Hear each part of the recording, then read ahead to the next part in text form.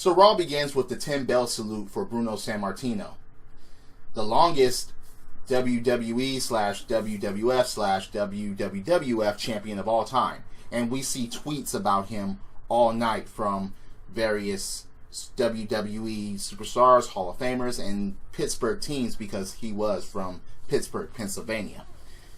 We go from the longest champion to the longest Universal champion to date. Brock Lesnar comes out with Paul Heyman. Paul Heyman basically says that Brock Lesnar doesn't gloat, but I do. He talks about beating Reigns, conquering Reigns. He's like, Brock Lesnar doesn't. Yeah, he conquers. Okay. Anyway, you gotta love Heyman. You do.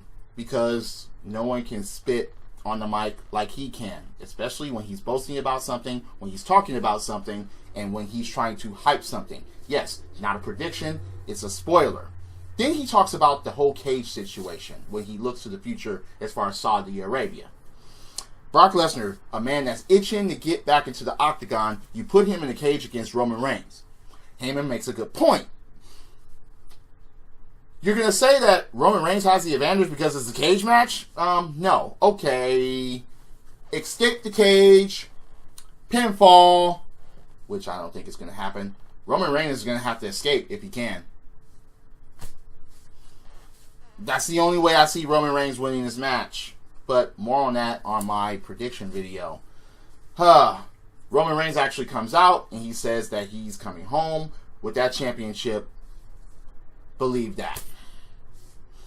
I don't want to believe that. But, yeah. Elias. He's about to do his whole stick when he's interrupted by Glorious. No, I won't give in till I'm victorious. And I will defend. So let me get this straight, WWE. Last week, you brought Bobby Roode to Monday Night Raw in a 10-man tag. This week, you have him lose his very first singles match on Monday Night Raw. This takes nothing away from Elias, but to bring Bobby Roode to this roster and have him immediately lose his singles match, I think that's kind of bogus. When that happened, I was like, huh? Explain this to me. You basically took Bobby Roode's hype away. And like I said, this is nothing against Elias, but I was very confused by this match and this victory by Elias. Yeah. Woken Wyatt is what I call this team, but they decided to come out with a better name. The Leader of Worlds. Mixed interview. Run. Yeah, they did their whole shtick. And they're going against the Ascension, which basically the Ascension had no chance of winning. Anyone out there takes the Ascension seriously? Didn't think so. Duh. Just duh. The Leader of Worlds beat the Ascension. They took a trip to the wasteland, like Matt Hardy said. Look forward to them becoming tag team champions. That's just my opinion. The Sami and Kevin Show. Their guest is Kurt Angle. They run down the whole Stephanie McMahon thing, Shane McMahon thing, Daniel Bryan things, conspiracy against them thing. They run down Kurt Angle while they had him sitting down in a lawn chair, which was kind of funny. They run down the whole Stephanie McMahon overruling him thing and the whole, oh, wait, he has 5 kids. Oh, he has 6. Oh, yeah, you forgot Jason Jordan. We all know that Jason Jordan is not a biological child of Kurt Angle. We all know this, and they tried to run that into the ground. Yeah, oh, well, we forgot about him. Oh, yeah, Kurt Angle forgot about him too. Ha, ha, ha. Kurt, yeah. Jason Jordan is still injured, and no one cares if he ever comes back because they basically tried to shove him where they didn't need to. Who the fuck? Anyway. Angle had to remind these guys that Kurt Angle himself is going to be in the greatest battle royal, battle royal, battle royal, Battle Royal. No, it's the greatest Royal Rumble. 50 people in this Royal Rumble. 50 guys. And for what? What is at stake here? A title shot or just bragging rights? Angle himself will be in it. So will Daniel Bryan. So will Chris Jericho. They have to bring that up. Because Jericho and Kevin Owens have history. Then Kurt Angle makes a match. Sami and Kevin versus Lashley and Strowman. Yeah. I wish Drew McIntyre had his Broken Dreams music. I like his intro music now, but I like the Broken Dreams music way better. Him and Dolph Ziggler team up against Titus Worldwide, Titus O'Neil and Apollo Crews. And, well, what do you know?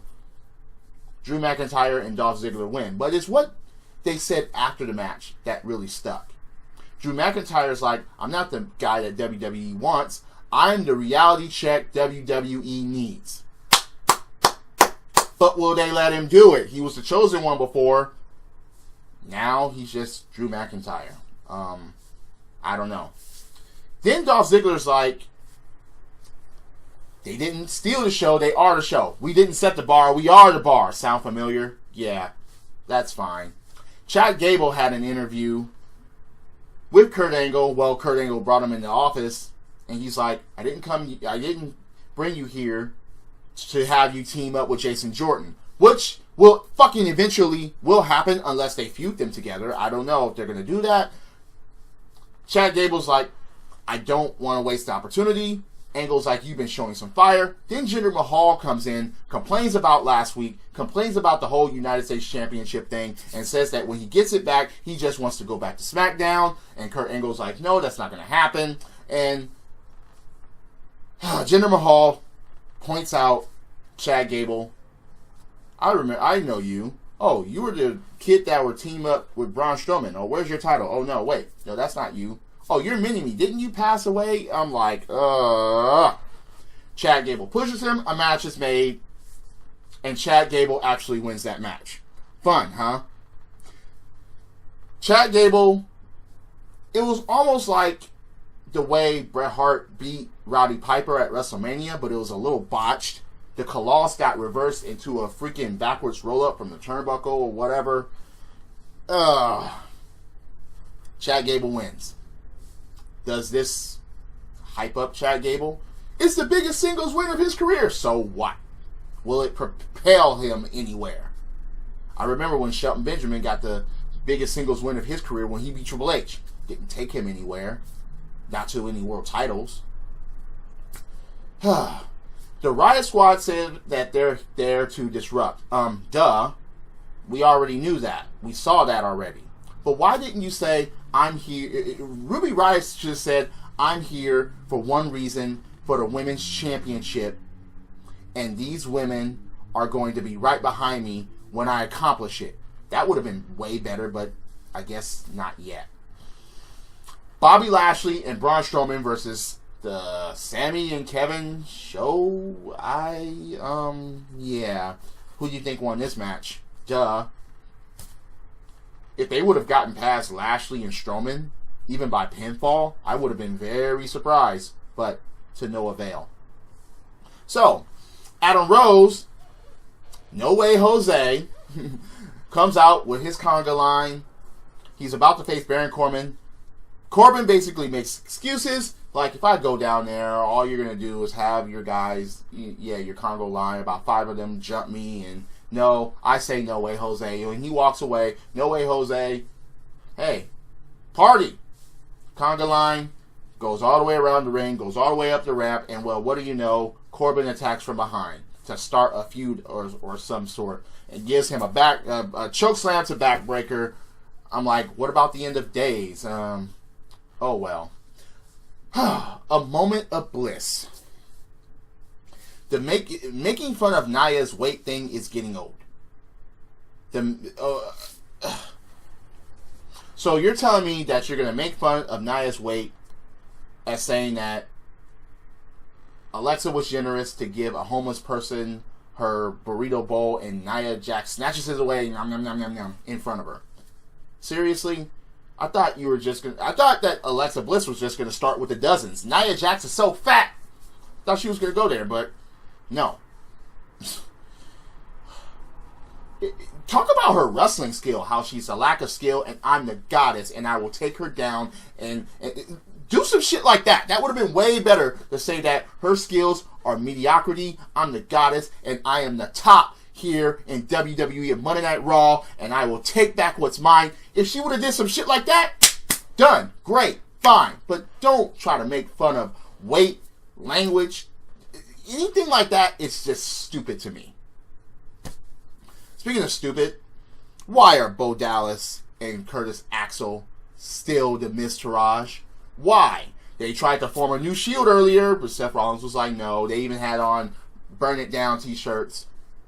Then they tried to go to Finn Balor earlier in the night also and try to form a new club with club t-shirts on. No avail. And they got a match with both of those individuals that turned them down as far as new groups. And guess what? Bo Dallas and Curtis Axel did not fucking win their match. Intercontinental Champion Seth Rollins and Finn Balor win their match. Fine. Again, why are they still the Miz Taraj? It's ridiculous. The Riot Squad, Mickie James and Alexa Bliss versus Nia Jax, Natty, Ember Moon, Bayley, and Sasha. Bayley and Sasha still hasn't because when Natty was giving the pep talk,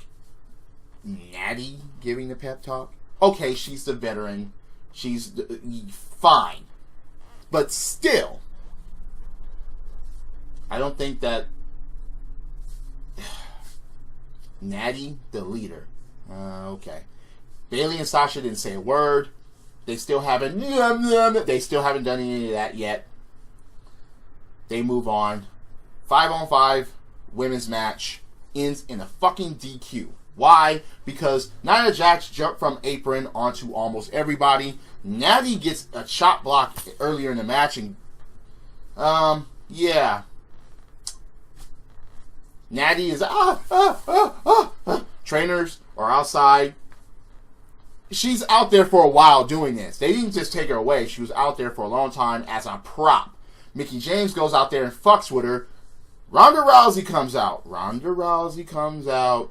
Mickie James goes back in the ring and then decides to fuck with Ronda Rousey and Natty at the same time. Ronda Rousey goes up in there. Judo flip. Arm. The bell rings. DQ. Ronda Rousey helps up Natty, and that ends the show. So this was supposed to be a going home episode to a pay-per-view. The world's greatest Royal Rumble. Ooh. This is supposed to be the going home episode of that. There was hardly any hype, especially with the women. Since there are no fucking women that's going to be in this pay-per-view because it's in Saudi Arabia, fuck you WWE for that. Why have it here? You're not even going to have your women wrestle? Your women talent wrestle? Anyway, you agree or disagree? Please comment below. Hit that like button, hit subscribe, set up those notifications. I'm always open for a debate about wrestling. And this Raw really, really sucked. It brought nothing to the table. Absolutely nothing. And certain people won that were supposed to, as far as common sense and predictability. And then there was the whole Elias Bobby Roode thing, which I didn't understand. Chad Gable beating Jinder Mahal. So you go for predictability, the swerves, and they don't even mix right. Drop kicks, body slams, throwing motherfuckers over the top rope, both feet hitting the floor. Yes, I'm a wrestling fan. This is the theme, and I'll see you later. Credits.